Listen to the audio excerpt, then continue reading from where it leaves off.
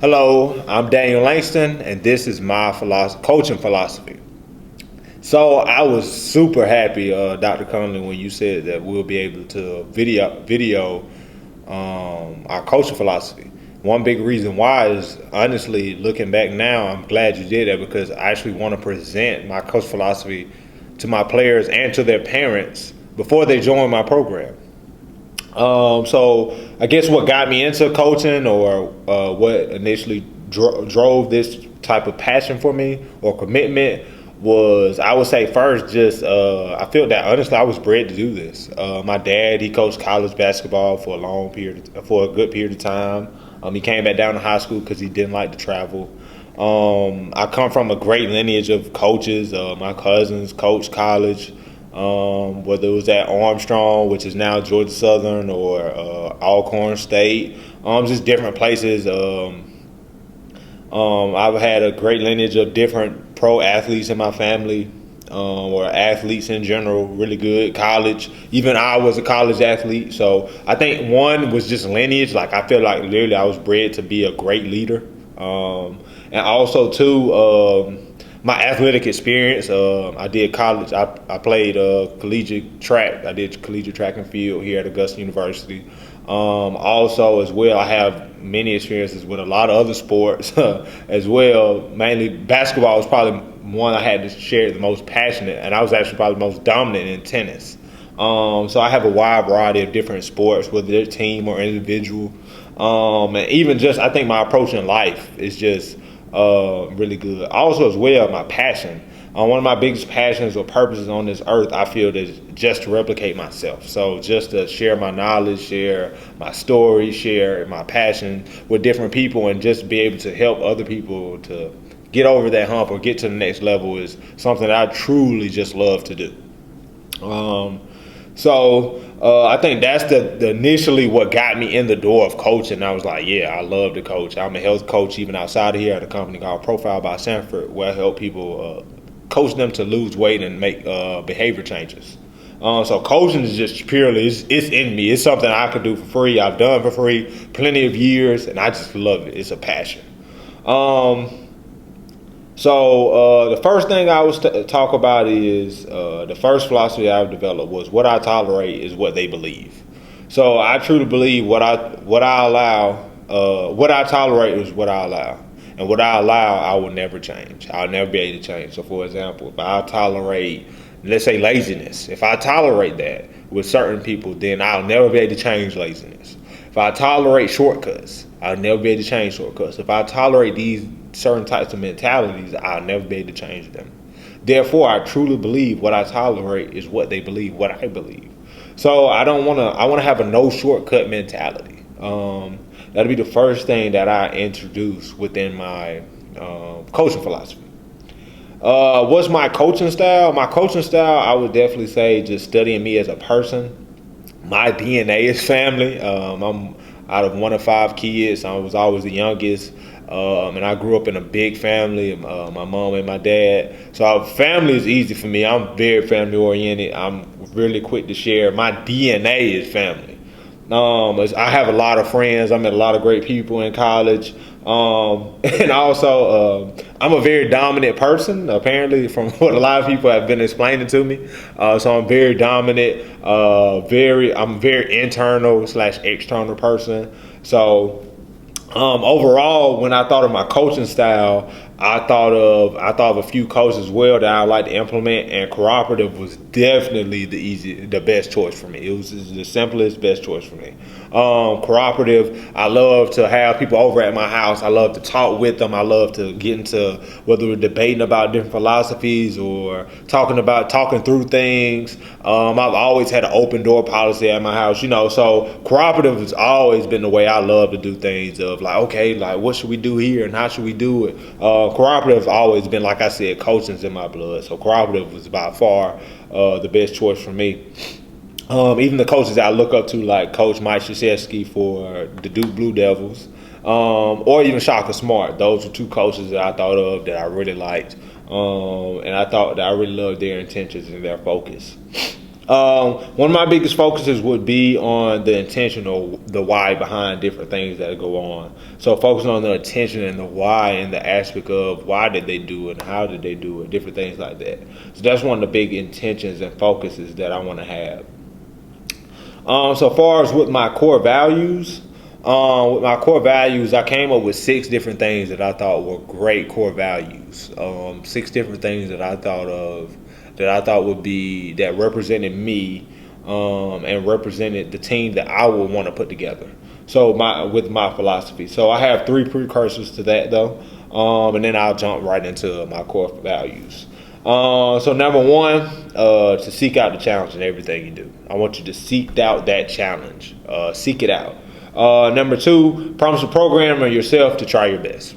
Hey, promise to program yourself, try your best, man. I have a saying that I love going by. Anything worth doing is worth doing badly. And my college career in track definitely showed that my first year doing that. I never did track and field before, and I got into it. But anything worth doing is worth doing badly.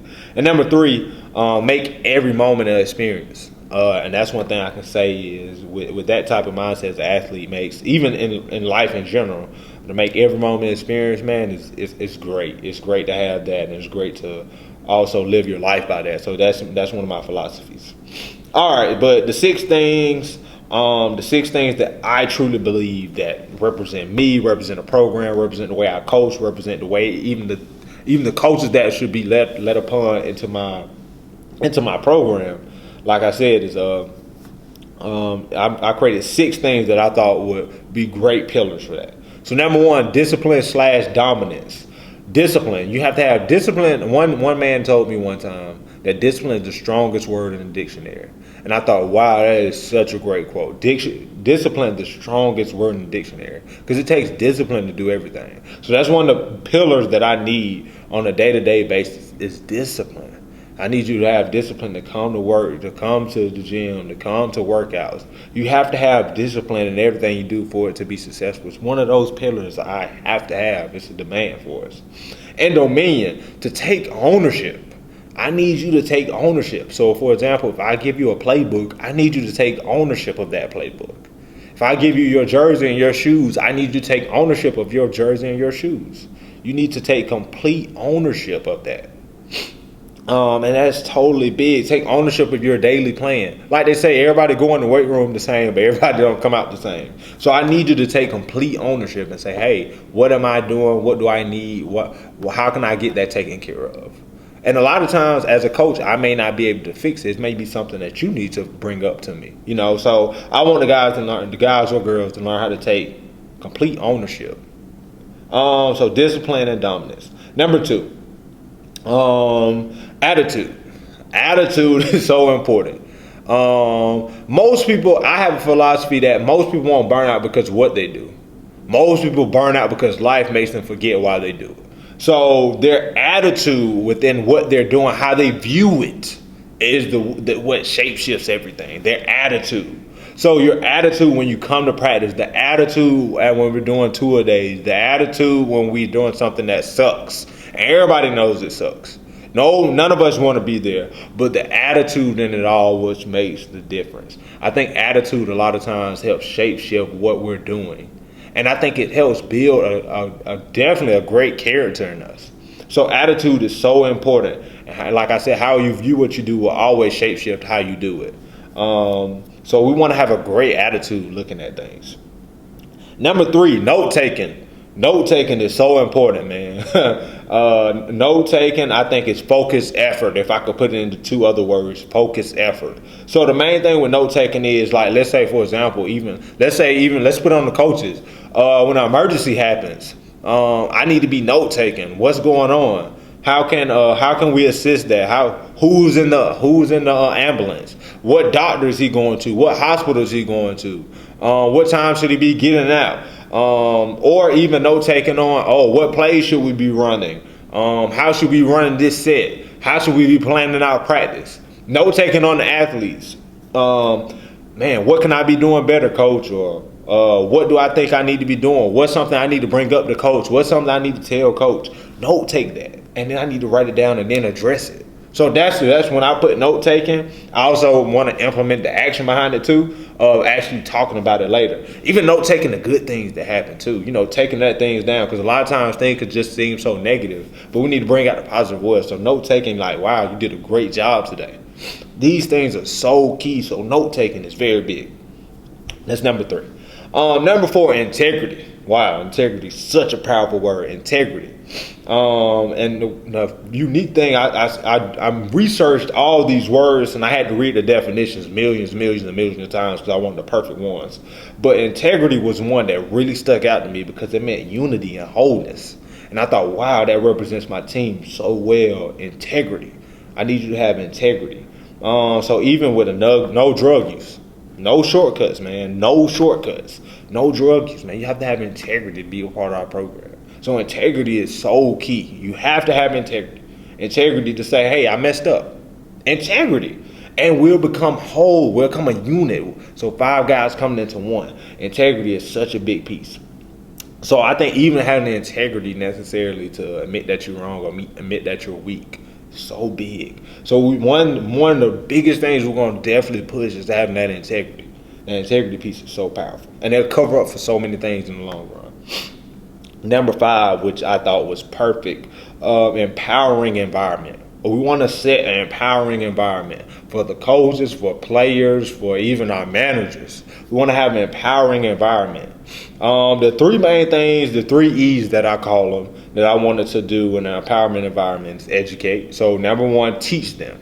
Educate them on what their role is, what should they be doing in the classroom, what should they be expected of, how should they be doing that, what would that look like. So different things like that is so key. So educating them on, man, what should I be doing and why should I be doing it, to make it simplest form as possible.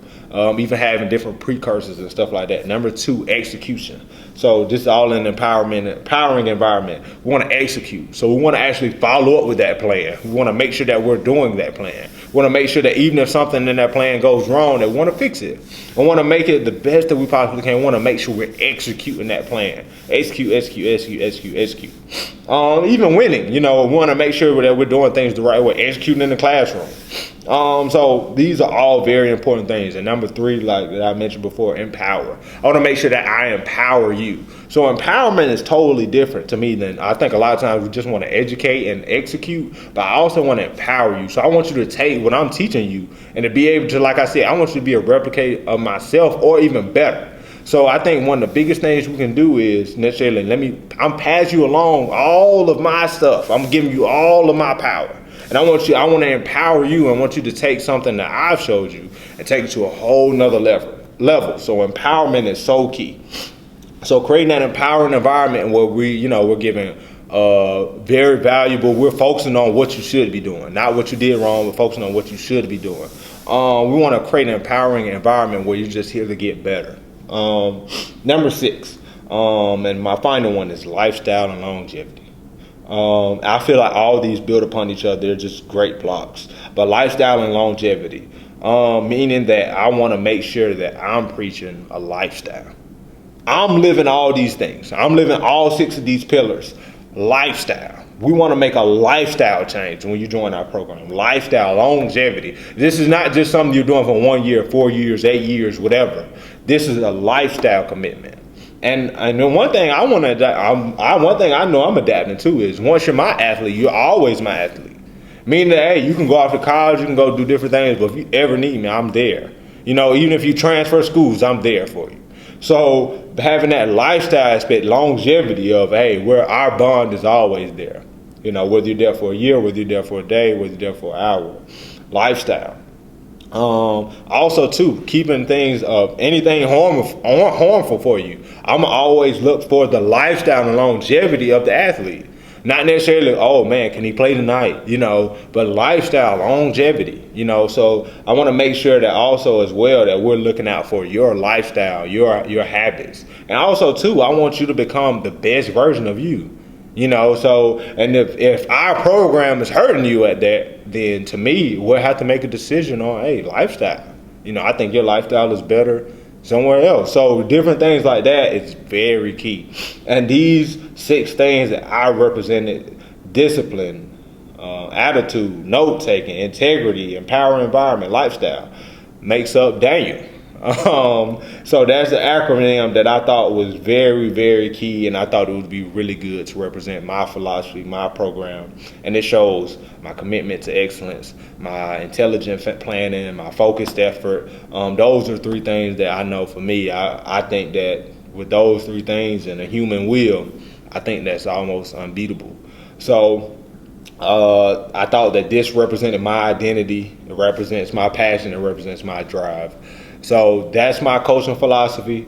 Dr. Conley, I hope you like it. And hopefully I'll be able to inspire and change a lot of lives with this philosophy. And I hope that this philosophy keeps evolving, and I hope that I'll be able to keep perfecting it. But overall, I wanna just impact lives by telling my stories and hopefully helping people change and develop theirs. Thank you. Have a great day.